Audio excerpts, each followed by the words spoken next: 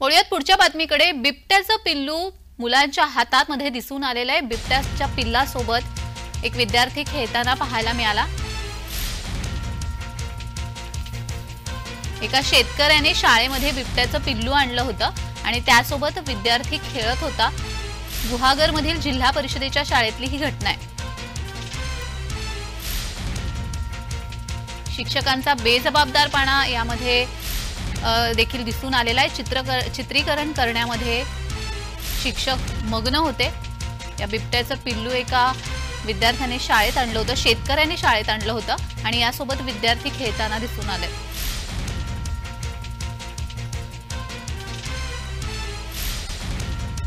बिबट्याचे पिल्लू ज्या शाळेत मिळालं म्हणजे आणण्यात आलं आणि मग ती मुलं त्या बिबट्याच्या पिल्लाला खेळवत होते आणि संपूर्ण जे 2-3 शिक्षक होते त्यातले 2 शिक्षक त्या मुलांचं शूटिंग करत होते बिबट्याच्या पिल्लाला खेळवताना। आणि त्या शाळेचे जबाबदार व्यक्ती म्हणून मुख्याध्यापक आपल्या बरोबर आहेत, जे उमरड शाळेचे प्रमुख आहेत। सर, काय सांगाल, हा जो प्रकार झाला काय वाटतं तुम्हाला? तुमच्या शाळेत झालाय नक्की? शाळेत झाला आहे।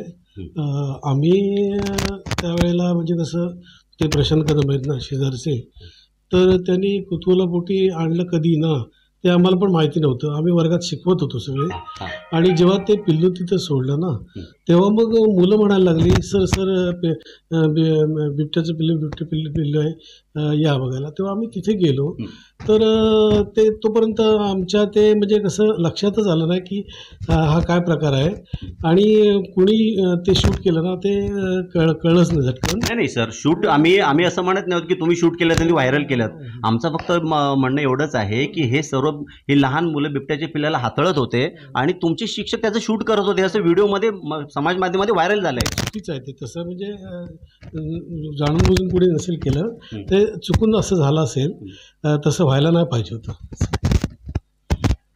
मुख्याध्यापक म्हणतात हे चुकून झालेलं आहे, तसं व्हायला नाही पाहिजे होतं, पण मात्र समाज माध्यमातून जो व्हिडिओ व्हायरल होतोय त्याच्यामध्ये लहान मूल बिबट्याच्या पिल्लाला खेळवत आहे आणि तिथले संबंधित शिक्षक आहेत ते शूट करत असं तरी आपल्याला पाहायला सध्या मिळत आहे। पाहूया आता जे फॉरेस्ट खातं आहे त्याच्यावर काय कारवाई करतं ते। कॅमेरामन प्रफुल्लसह मी राजेश जाधव, JMRC न्यूज, गुहागर, रत्नागिरी।